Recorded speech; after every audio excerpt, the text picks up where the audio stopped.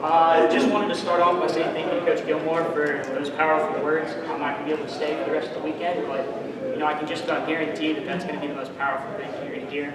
I'll try and follow it up as best as I can. Going to shoot for about 30-35 minutes. I'm going to start with just some of the things that I've done at USC, and then go into how we can maybe implement some of this at the high school level, because definitely two different games, two different budgets, but what can we as high school coaches do to help our players develop to the best of their abilities? So just to start off, how many of you in this room are just straight up, I'm old school, I don't want to hear any numbers, why are you here? Answer completely truthfully and honestly. Awesome, we have one, thank you, sir. So the thing that I wanted to start off with is the word analytics doesn't just straight up mean Moneyball, let me get a nerd behind a computer and have him crunch numbers all day, and that's it, and that's the end all be all. My job at South Carolina has been to help the coaches find the best balance of the numbers and their old school philosophies. And our best results have always come from when we've been able to merge those two together and use them to find what makes our players tick. Or in my case, merging the two to find out what makes our coaches tick. So again, I'm not here to say this is the only way, but this is definitely one of the better ways that we've been able to implement things at the college level. So like Randy said, I came in as my freshman year just as a video assistant. So I was there to tag games on bats, do that, show up, and then leave. Luckily, our head equipment guy coached me to join the student manager squad, and I was able to start showing up to practice every day, whether we had scrimmages or not, games or not, and I started to kind of get my feet wet there. After my freshman year, Coach Kingston and his staff were brought in, and they definitely took advantage of the budget at South Carolina. Bought the TrackMan, bought the Rapsodo, bought a Hit Tracks, bought some blast motion sensors. They went to town with all this new equipment, but the thing was, they brought in this new staff, but they didn't bring in anyone to run any of it. So that was around the point in my life where I realized, hey, I'm good at math, and I'm good at using technology, and I love baseball. I can put those two together and make a career with it. So I kind of stepped up. I started to be the one that ran everything my sophomore year. I was the one that tinkered around with the systems, figured out what we were doing with everything, and kind of set a baseline for what I wanted to do with the rest of my time at South Carolina. After sophomore year, Coach Kingston and Coach Current came up to me and said, hey, we really want you to focus on this analytics technology side of things and kind of take a little step back from the traditional student manager, shag balls, do laundry, that kind of stuff, etc. And the thing that stuck with me that Coach Kingston said in that meeting from that day until this day is we have three focuses. If what you're doing doesn't fall in any of these three categories, we don't want it. The first of those is in-game strategy. This, I'm sure you're kind of familiar with already. This is our defensive alignment and shifting. This is our scouting report. This is how many times our starter's gone through a lineup and, leave them in, go to the pen, things like that. Things that help us win games while we're in the game. The second of these three things was player evaluation. Whether it's bringing the Rapsodo out at a pitching camp that we're doing, or whether it's we're in fall ball and we need to figure out a limited number of at-bats, who our best bet at winning games when we get to the season is. We only have 10, maybe 15 fall scrimmages, which in the grand scheme of things at 5 innings apiece, that's not a whole lot. So anything that I can do with the data that we collect is going to help us just make that picture a little bit clearer so that we're ready to go by the time the season rolls around. The third, and what I'm going to work with the Texas Rangers to do, is player development. This is how can we use this technology to make the players that we have better. Whether that's straight up telling them, hey, your spin rate on your fastball is low, we want you to switch to a sinker because that's going to play better at this level.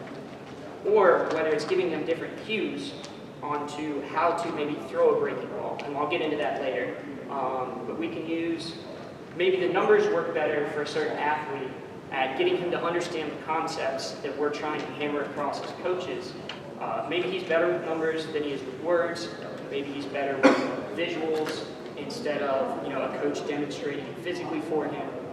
Whatever it is to make that player better is what we want to do. It's different for everybody, and we as coaches just have to be able to adapt and figure out what makes each one of our individual guys better.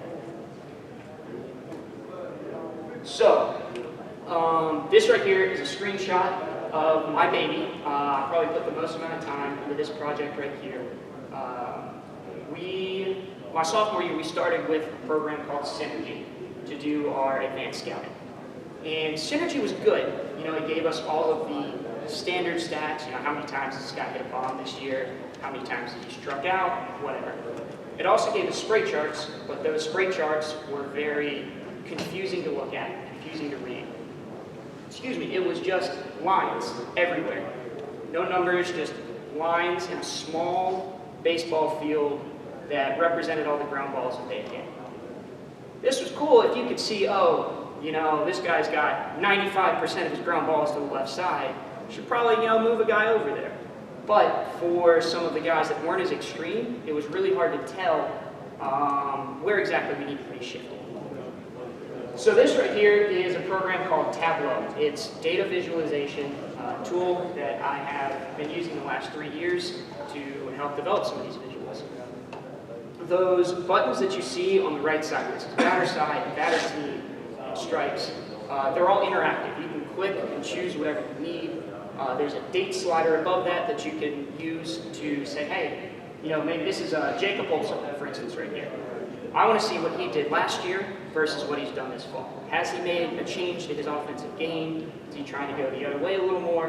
Whatever. Whatever you as coaches want to see, you can click on it and make it happen. As you can probably see right here, instead of a bunch of confusing lines going all over the place, these are dots.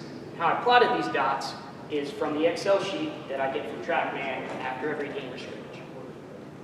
They're on there, color-coded by area on the field. I used 6, MLB uses 5, but I like 6 just because I can certainly say that if we put a guy in zone 6 over here, he's going to be able to cover that entire zone. Whereas, the big leagues, one of their zones was up the middle, and maybe a ball was hit too hard. I didn't think that we could guarantee that if we put a guy here, we're getting that ball. You also, every time you change the filter, this will automatically update, and the percentages to each zone will change. So right here for Jacob Olson, I don't know how much South Carolina baseball you've watched, but he's definitely a pull hitter. And I can present this to the coaches for every guy, 1 through 9, for the opposing team that we're playing that weekend, and say, okay, he's probably a ship candidate. I don't think I'd take my chances with the 1.8% where the second baseman usually plays. I'd rather cover 39, 38, and then maybe 9 up the middle on each side. Again, this isn't me saying this is the end-all, be-all. This is me arming the coaches with the proper tools and a clear visual to help them make their decisions. I'm not here to make the decisions. I know that's my job. I just want to make sure that they're making the best decision possible. The next tool is scouting reports. Again, same Tableau idea. Sort by team, pitcher, date range, whatever you want. So this guy's pretty good. I'm sure you've heard of this guy. Emerson Hancock. So before every weekend, we can again generate these reports. I have it set up by each of his 4 pitches. And in the past, like I said with Synergy, it was really good about, hey, how often does he throw it? What does he do with it? How many strikeouts does he get? But now, with our TrackMan data, we're able to go in and say, okay, his average velos on his fastball is 95. He's touched 99. There's the spin rate. This is how much it moves. This is how often he throws it for strikes, etc., etc. We're able to actually put a number on a guy's pitches so we can say, okay, his slider has this much break and this much drop. It's going to look like an 11.5, maybe it's more of a true 12.6. However we want to use it to tell the hitters what to expect when they first step in the box. The next step with this guy, and these are constantly evolving as our coaches realize, hey, we kind of want to do this. I think this would be better. The next step is to take these movements right here, because, as coaches, what's the difference between, he's got negative 4.2 inches of horizontal break versus negative 6.2? That's not really that helpful to a hitter if he goes up at the dugout and looks at that before he steps in the box against Emerson Hancock. What is helpful is, okay, does he have horizontal break on his slider? Yes or no? Follow it up with, okay, how much? So compared to league average, our next step is to create words based on each percentile of movement. So we can say, okay, Emerson Hancock has a lot of horizontal break, not much drop on his slider. So we know it's more of a frisbee pitch than a true curveball. Same thing with the curveball, maybe it's more of a slurve, maybe it's more of a 12-6. We'll be able to describe these words and this movement to these hitters. That way, again, they're more prepared as they go into the box. Like I said earlier, this is not the end-all be-all. You see up here, there's some blank spots when we print out this report for the coaches to write in whatever they want to know. So we can't get run game from an exit velo on track meet. We don't know what kind of move he has, so we need to be able to fill that in. Standard stats, because not every stat is recorded on TrackMan, not every game is recorded on TrackMan. So we're able to go in and fill out this entire season. Scouting report, just general notes, whatever you want to pass along to your team when they're in the dugout. And then down here we have his usages. Couldn't fit left-handed on there, but again, this is how often he throws each pitch and each count. This right here is a picture of our leaderboards. This one definitely falls under player evaluation. A little bit of player development, but mostly under our evaluation. Like I said earlier, we have only a set amount of time in the fall to evaluate our hitters and pitchers. Whatever we can do to make sure that we get a good idea of what they can do as a baseball player is really important. Again, all sorts of filters over on the right side. We can filter by velocity, who hits hard fastballs the most, who hits high spin rate breaking balls the most. The color-coded cells that you see here are based on league averages. So after my sophomore year, going into the junior year, we got what's called a sharing license for TrackMan. So instead of just having our data, I now have access to the entire SEC, basically, everyone who's opted into that sharing license. So we now have red is obviously above average, blue is below average, based on not our team, because we don't want to know how good we're doing against ourselves. We want to know where we are against the rest of the league. So you see up here, this right now it's sorted by average exit velocity, which is this column right here. So you got like Andrew Eister, had an average exit velocity of 94.2. Very, very high. I'll get into MLB averages and D1 averages later in the presentation, but that's pretty good. That's a pretty red cell up there. The crazy thing is, if you were to go over here to our standard stats, which is just average slugging, on-base percentage, Eister did not have a good fall. He hit 230, something like that, slugged 390. Didn't do that well. But here, we can go in and see that, okay, of his 23 balls in play, he hit the ball pretty damn hard, just about every single time. This is one of the ways that we can go in and say, okay, maybe at first glance, this guy didn't have a good fall. Maybe we don't want him on our roster. Now, we knew going into the season that Eister was going to be a dude, but say Eister was a JUCO transfer, and we had no idea what we were getting out of him. This would be one way to show the coaching staff, hey, this guy, only 23 balls in play, but I think he's got a lot more in the tank. Just kind of going down the line, to the right of exit velo right here, barrel consistency. That's just a metric that takes their average divided by the max exit velo. So we can see, maybe he just got lucky on one really, really hard hit ball. Maybe it was a misread. But for the most part, a high barrel consistency is a good indicator of a good contact guy. 95 plus is that's just our kind of indicator for a hard hit ball. That is the same number that the MLB uses for hard hit balls. So we have just a total count and a percentage there. Damage is all balls hit at 95, but at a good launch angle. which again, I'll get into it later. And then every other column on the right side is just an average exit velocity for either a part on the field or a launch angle. So maybe a guy like your Jacob Olsen from the spray charts, maybe he hits the crap out of the ball with the left side, but if he's going middle oppo, we can see that, maybe he's only hitting the ball 80 miles an hour. As coaches, we can go in, show him that, and say, hey, let's work middle away. Do nothing but that today. And let's just focus on that so we can make your game more well-rounded. Next is just our leaderboards for our pitchers. Same deal. I'm not going to go too crazy into this. Right now it's sorted by all pitch types. But you could go in and you could say, who's got the best fastball on the team? Everything would automatically update and generate, and you'd be able to look at, again, whatever you wanted. We've got all sorts of velos, spin rates, breaks. So right about here is halfway mark. It goes from the pitch measurement itself to what the guy actually does with the pitches. How often he throws it for a strike. How often does he get a swing and miss? How often does he get a chase out of his pitch? What's the average exit velocity whenever he throws his pitch? I'm not trying to overload you with information, but just know that our coaching staff will go in. We're not looking at all of this at once, but when we're analyzing a certain player, we have all of this at our disposal to maybe just find that one thing that you see that's off. Maybe you've been thinking, he hasn't had his curveball this week. What's going on there?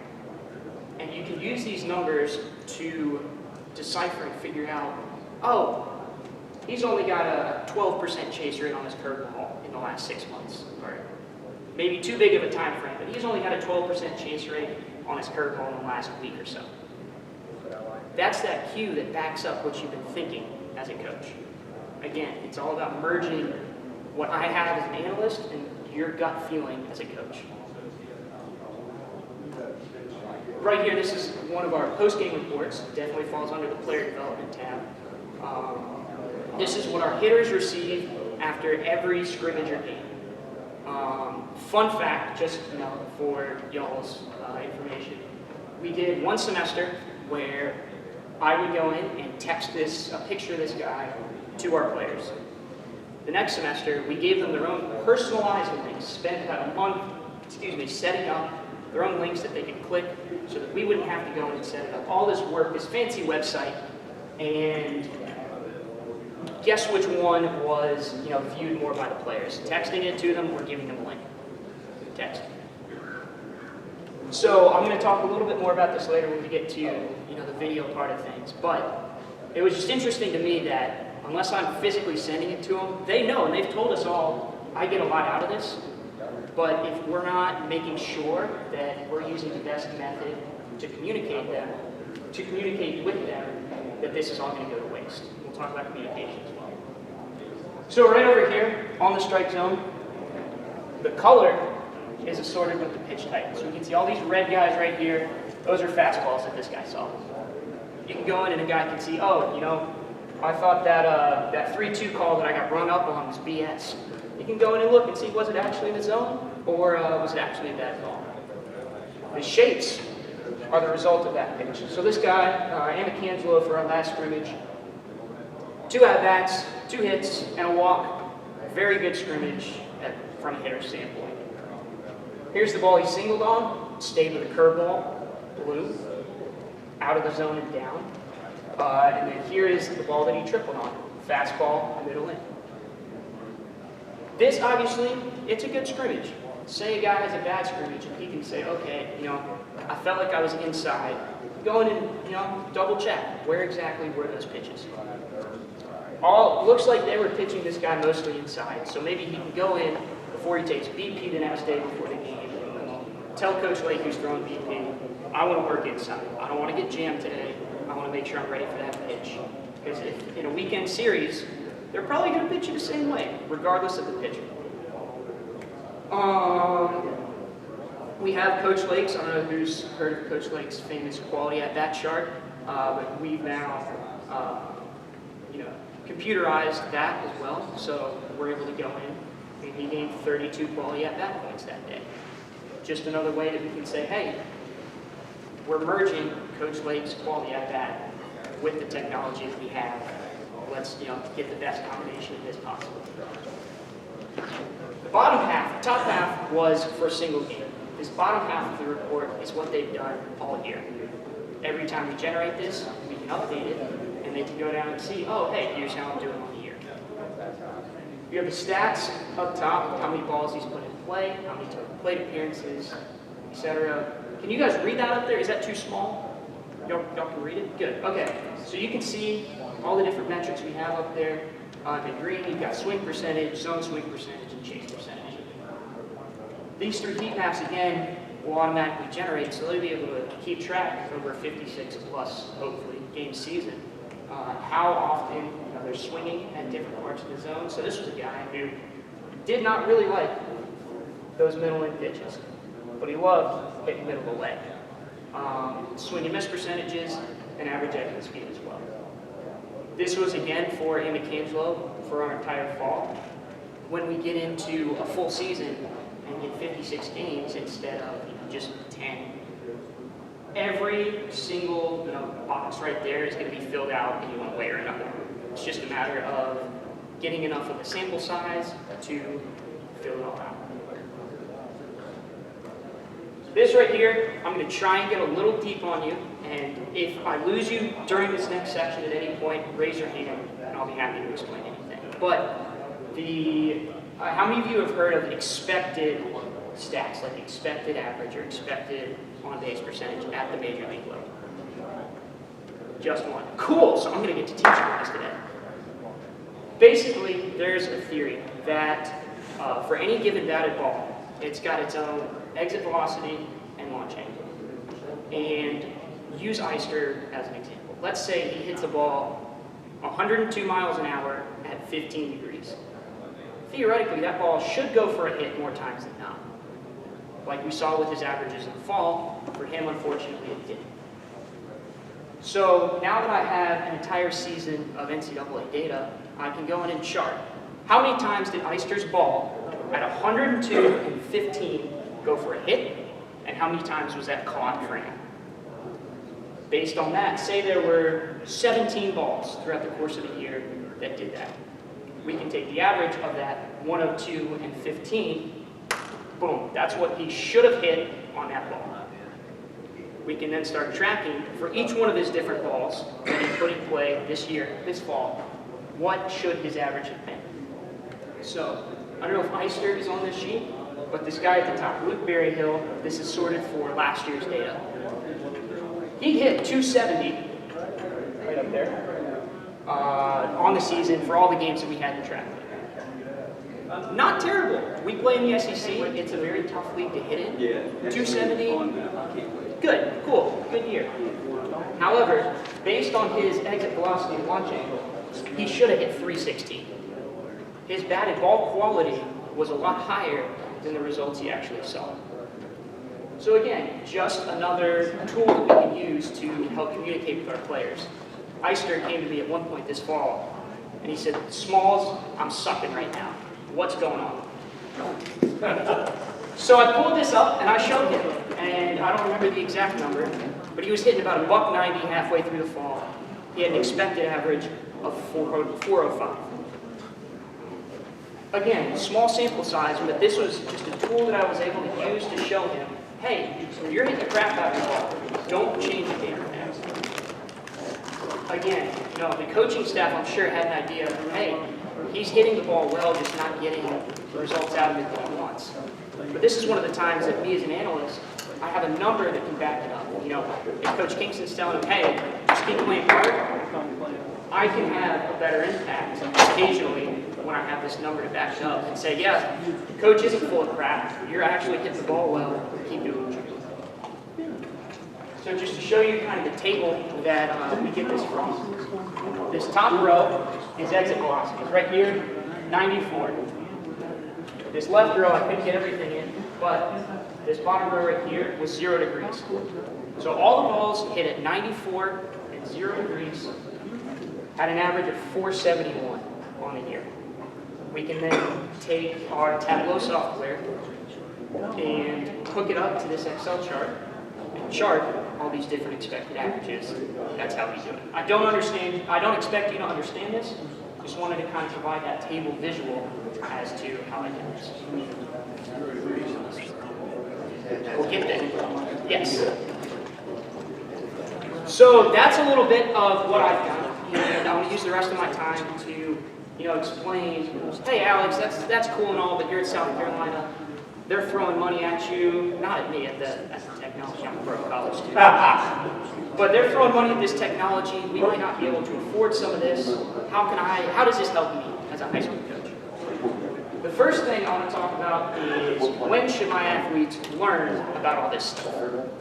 And I think it's funny because I've worked youth camps and elite camps and prospect camps, some of which with Coach Boozer over there. It's been a pleasure. But it's funny, for some of these, 9 and 10-year-old camps, Coach Lake has these young kids come in that are, struggling to pick up a bat and hold it the right way. And he's like, yeah, so one station today, we're going to go hit off our hit tracks and get our exit velocities. And I'm sitting there thinking, Coach, this kid's 9. He just wants to go run around on the field. But then I thought to myself, at what point, where's the line? I believe in analytics. I want to teach as many people as possible about it. But what's the right age to start, slowly integrating this into my system? If I was a high school coach, which I'm not, in my personal opinion, whenever a kid is mature enough, both mentally and as a baseball player, to make it to the varsity level, whether that takes him until his junior year, or if he's a stud 8th grader that is going to go play D1 baseball or get drafted, whenever he's ready for varsity, he's ready for some of this. And I say this because we get all these kids that come down to prospect camps and they've never heard of exit velocity before. But then there's the one kid that always leaves a good impression on Coach Kingston or whoever is trying to recruit. He comes up, hey, what was my best exit velo that round? Or, how many balls did I get to the right side there? What percentage was I at? Those are the kids that know both how to play the game from an instinct standpoint and understand some of these more advanced terms. By the time a kid gets to varsity, that's when we need to start teaching them what this is all about. If you do it too young, you're going to drive them away because maybe a 7th grader who is just there because his friend's on the team or whatever, playing JV, if you try and drill this into his head, you're going to be talking to a wall. It's going to go right over his head. Those kids that are dedicated, stick with the sport through your varsity program, they're ready for this. Lingo 101. I've been throwing all these terms: exit velocity, launching, spin rate. If you can master these 4 terms right here, you can do anything with your high schoolers. Exit velocity. It's the speed that the ball comes off the bat. Maybe in the past we said, oh, he hit that ball really hard. Now we can say he hit that ball 97 miles an hour. You saw Eister's average this fall was 94. The big league average last year was 87, give or take.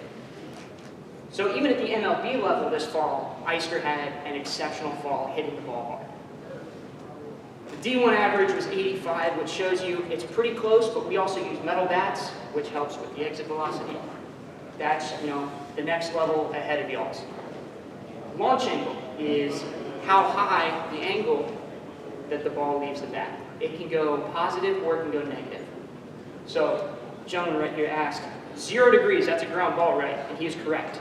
So 0 degrees, if I were to take a swing and the ball were to just go straight, obviously gravity is going to kick in at some point, but if it goes straight off the bat, that's 0 degrees. Most of the time, unless it's an absolute frozen rope, this is going to be a ground ball.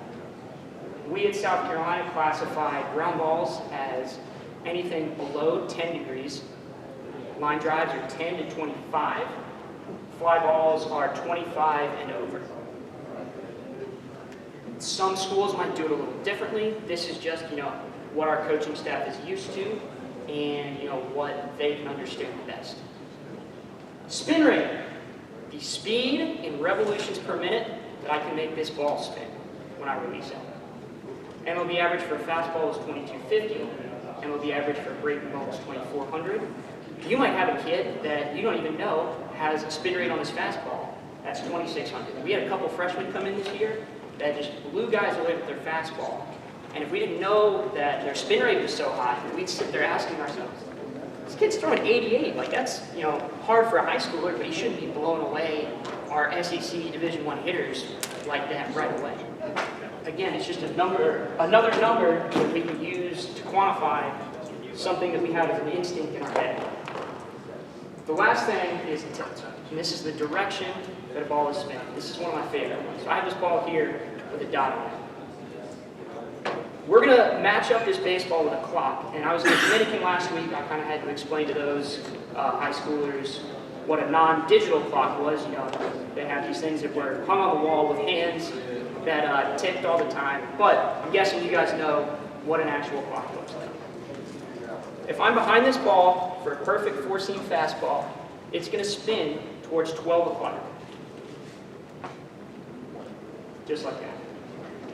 If I'm throwing the nastiest 12-6 curve, this is where the name comes from as well. The nastiest 12-6 curve, I want it to just go straight up and down that I've ever thrown. That ball is going to spin towards 6 o'clock, spinning down. So obviously you have sliders and change-ups that are going to be in between at maybe 3 o'clock or 9 o'clock, depending on what hand the guy throws with. But if you can tell your kids that, hey, right now your tilt's at, say, a 7:30, we want to get you to a 6 o'clock. That is just another way that we can maybe use a number instead of just saying, hey, get on top of the ball, get on top of the ball. We can say, think about throwing that ball towards 6 o'clock instead of towards 7:30. We'll get into some of the technology here in a second, but Coach Meade, our pitching coach, is huge on this. He wants to have the same tilt for every guy, for each of their pitches, every single time to, get the most out of his command, get the most consistency, and shape. Maybe he wants 2 different breaking balls. Maybe he wants a curveball and a slider. We don't want those 2 to morph together. So now we get to the thing that I hate talking about with high school coaches is the budget. What can we feasibly purchase to help us get an analytics department off the ground and start getting some of these metrics? On the pitching side of things, you have Diamond Kinetics. It's $100 up front, and then I'm not sure on the entire licensing thing, per player, per account, whatever. But this is feasible. We can have some sort of money in our budget for this. You'll get spin rate on the ball. It's a little sensor in this ball right here that tracks the spin rate, the velocity, and I believe the brake, the horizontal and the vertical brake as well. The problem with this guy is it's really inconsistent. I've never used the app before, but some of the guys at other schools that I know have told me that it is inconsistent. Sometimes the data will come out and somebody will throw a 4,000 spin rate fastball and you're just like, wow, send this guy to the bigs already. But again, it's something that we can have to start off with. I'll go into the hitting and the cameras and everything else, but if you were to make one big fundraising effort for a piece of technology that I talked about today, it's this Rapsodo for the pitching side of things. They're not sponsoring me. I wish they did, because again, I'm a broke college kid. I love the money. But this is arguably the best piece of technology that we have at Carolina right now. Coach Meade never throws a single bullpen with any of his guys without this running. It's easy to set up. You can get all the data from it in an Excel chart at the end of your bullpen.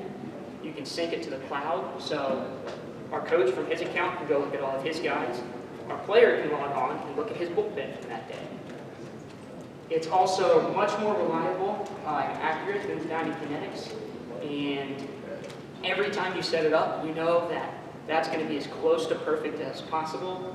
We've even had the TrackMan and the Rapsodo going at the same time before, and when I say it was scary how close the 2 were, fastball would come in at 91.4 on TrackMan, 91.4 on Rapsodo. Spin rate of 2250, maybe the Rapsodo spin rate was like 2237.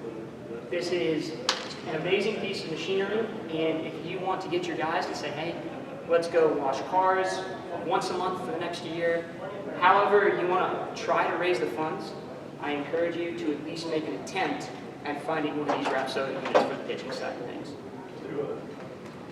Hitting, you saw the blast table out there, I'm sure. We just started using blast motion sensors this year, and this is not necessarily so much for the exit velocity side of things, but this is for the angles and the swing mechanics. And even as a technology guy myself, I'm kind of blown away at how a little sensor that gets put on the knob of your bat can tell me what angle my torso is at when I get to front foot strike in my swing. Just blows my mind. But it's able to tell you a bunch of different mechanical things. Angles, rotation speed, bat speed, that can help you, again, maybe I think a guy isn't getting his hips open early enough, maybe I think he's launching back too much. We can show our players, hey, this is your rotation score on the blast motion, let's make this adjustment. The hitting Rapsodo, again, more on the expensive side. I think the pitching Rapsodo is more valuable than the hitting. But again, if you have this in the budget, it's set up just like your pitching. You have an app open on an iPad, gives you your exit velocity, launch angle, hit spin rate, and a bunch of other different metrics. You can save it to the cloud, you can download it as a spreadsheet. It's really easy to work with, but in my opinion, Blast or Diamond Kinetics is going to be a lot better bang for your buck at the high school level than spending $4 grand on a second Rapsodo. Cameras. We all want video as coaches, and it's a little difficult sometimes to keep track of everything. So if you have no money left in the budget, get out there, get your iPhone out, whatever smartphone that you have, and record your pictures. You can easily set up albums on your phone for each different guy, and like I said, texting them video has worked better than anything we've ever tried at communicating with them and sharing the results of what we've been doing while we've been in class. If you can find a camera, I'm sure one of your players' moms has a nice video camera that you can pull video off of, the SD card, sort it a lot easier. It's on a computer. That might be a better option. But again, if you don't have any money, your iPhone's going to do just fine. I don't expect any of you to go out and blow 10 grand on this little blue box right here, but I just want to make sure that you know it's available, and this is what's at the next level. This right here is called an Edgertronic camera, and whereas this guy might shoot at 60 frames per second, 100 frames per second, whatever, that little magical blue box over there shoots at about 10,000 frames per second. So I can go through my entire motion at full speed, and it's going to be able to show me every step of the way where my hand is, where my wrist is, how I'm releasing the ball, and we're able to pair that up with our TrackMan and Rapsodo data. So I can, even if I'm throwing a full intent bullpen, I can still see, okay, my hand is here on the curveball, that's why my tilt is off. I need to make sure my wrist is adjusted. Again, this is something that you might see as a pitching coach, but it's video and it's photographic and numerical evidence that we can use to help hammer it home with our players. Yeah, that's about all I have for Edgertronic cameras. In terms of data collection and tagging systems, I talked about our TrackMan a lot, and as unfeasible as the Edgertronic camera was, TrackMan's about double that price. It's going to be nearly impossible for you to get your own, even a portable TrackMan system, or one of the permanent ones. I looked into BAT's video as well, which is what we used my freshman year to just tag games and get video done. That's about $5 or $6 grand as well. What I do want to say is, even if you don't have anyone on your staff right now that's technologically inclined, there is a kid out there at each and every single one of your schools, like myself, who loves baseball and is smart enough to do this. And if you give him or her a t-shirt, I guarantee they're going to be able to come in and set up something like this. This is just a little something I threw together. This is kind of a mock TrackMan. So if you sit them down behind home plate every game and have them logging this, I think this is simple enough for anybody to keep up with, but also, in-depth enough that we can get some good data out of this. So we have Alex Wright on the ball. He's pitching for USC. He's facing Barry Bonds, who's hitting for Clemson. So let's just say this is the first at-bat of the game. We can go in, and first pitch was a fastball, and Barry Bonds fouled it off. Those two things in and of themselves, just having a pitch type and a result from it, is so powerful. All of those stat metrics that I showed you on the right side of our pitching leaderboards, swing and miss, chase rate, strike percentage, you can get that stuff from just your pitch type and your pitch results. So we go in the next line. Alex Wright, USC, Barry Bonds, Clemson. He throws a slider for a strike swinging. That one's obviously going to be a +1 in the whiff category, and we're going to keep going from there. He throws a slider for a ball, and then because I'm amazing on the mound, I struck out Barry Bonds in 4 pitches with a changeup and a whiff. This ended the play in a strikeout. Say he grounded out, we could put a ground ball right there. Even if you don't want to know what the other team's doing, you can tell your kid, okay, just focus on Alex Wright here when he's on the mound, or focus on Barry Bonds when he's hitting, whoever's on your team. By keeping track of those 4 things, you're going to start to see tendencies with your players as you go throughout the course of the season. Again, you guys don't play as long as seasons we do. We don't play as long as seasons as the big leagues do. But it's something, again, that we can use as coaches to say, hey, you're not locating your changeup right now. Or I need you to throw your fastball up in the zone more. You've been getting good swing and misses on it lately. You can get a kid to come in, maybe they have something even better than I have. These kids can come in and they'll create something like this and be able to come to you with, hey, here's what I saw. Or more importantly, you can go to them and say, hey, what was Alex Wright's swing and miss rate on his curveball yesterday? That way we know the exact number that goes along with each one of our pitchers. We can get them their tendencies and we can improve based on that. That's about all I have. Here's my contact information up here. If I'm going to go hang around for another half hour or so out there if you want to come talk to me. Unfortunately, I have to scoot back to Columbia today. But if you have any more questions at all, phone number, email, I'm available 24/7, and I would love to, kind of continue this dialogue with y'all.